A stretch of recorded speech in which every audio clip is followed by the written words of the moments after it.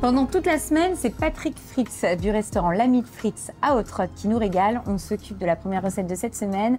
Donc Patrick est parti sur un amuse-bouche donc c'est un tartare de hareng aux lentilles. On commence par quoi, Patrick? Alors donc on commence par couper les harengs. Donc ce sont des harengs match, c'est-à-dire des harengs marinés donc au sel. Oui.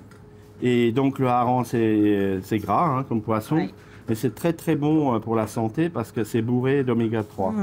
C'est vrai. Donc en fait, voilà, donc, l'idée c'est de le couper en tartare. Hein, C'est-à-dire en petits dés. Oui. Alors comme c'est en amuse-bouche, on en fait très peu. Hein, oui, c'est pas la peine de...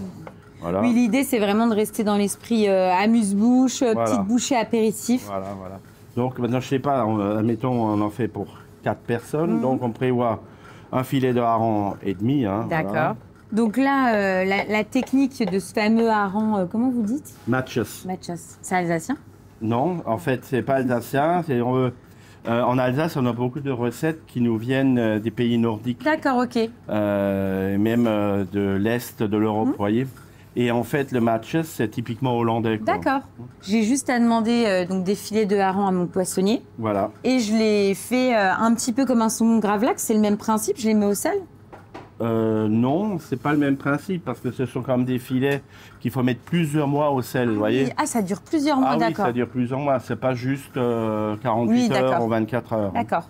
Non, c'est une technique à part entière, quoi. Et si vous allez chez le poissonnier, il faut lui demander des harengs matches, vous voyez. C'est voilà.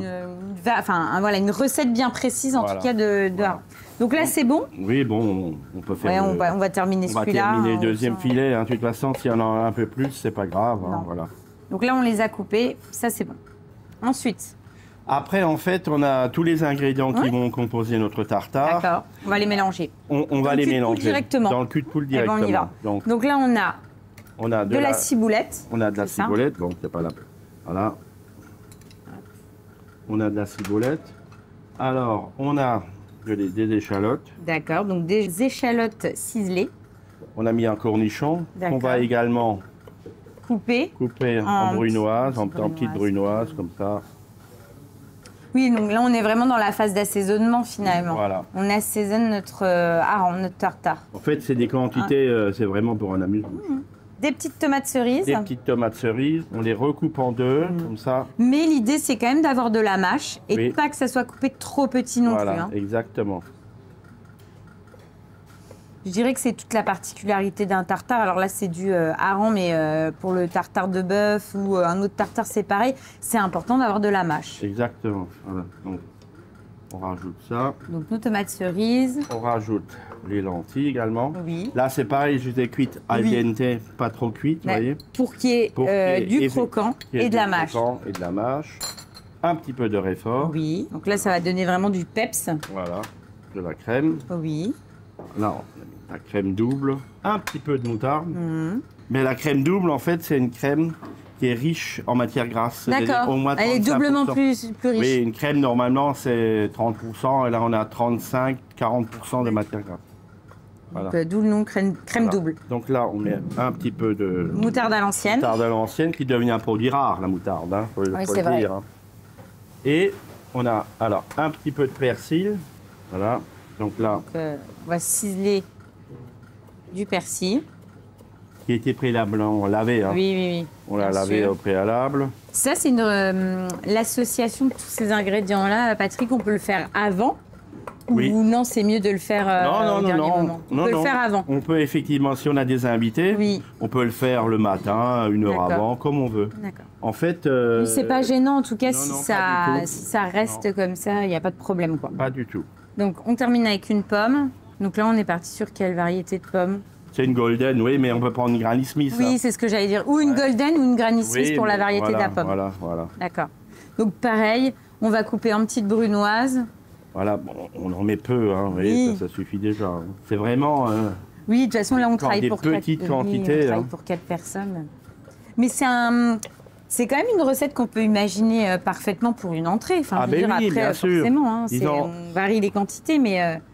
Et là, on termine avec la pomme. Je mélange tout? Oui. Avec la cuillère? Oui, prenez, ça. Ça, n'importe. Oui, prenez avec la cuillère, c'est bien, voilà. Vous mélangez tout. On rajoute un petit peu de poivre. Par contre, on sale peut-être pas tout de suite, on goûte avant. D'accord. Parce que comme le hareng est salé, Oui. j'ai peur que si on sale tout de suite sans avoir goûté, on risque de sursaler. Oui. Quoi. Oui. Moi, je goûterai après. Ok.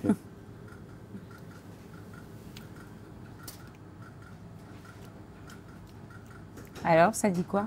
Oh, c'est bon. Hein. Ok. Donc là, on va les dresser dans nos petites verrines. Voilà, on va les mettre dans les verrines. Faisons un peu attention de ne pas salir les bords. Ça, et puis on essaye de prendre un petit peu de tout. Voilà. Super. Une. Vous voyez, on a largement de quoi faire Oui, oui. 4 verrines, voire plus. Mais bon, c'est pas grave, le lendemain, on garde ça pour le lendemain. Exactement. Voilà. Bon, bah, on y va, on goûte. Oui. C'est parti.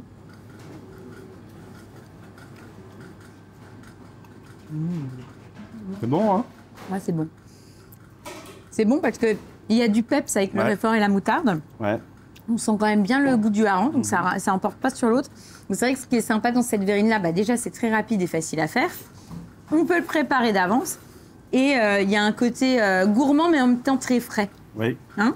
Et ça met en appétit. Ouais, ah bah oui, ça met en appétit. Bah d'ailleurs, on va faire quoi ensuite alors? Mais on va faire la papillote de foie gras d'Alsace à la compotée de coin.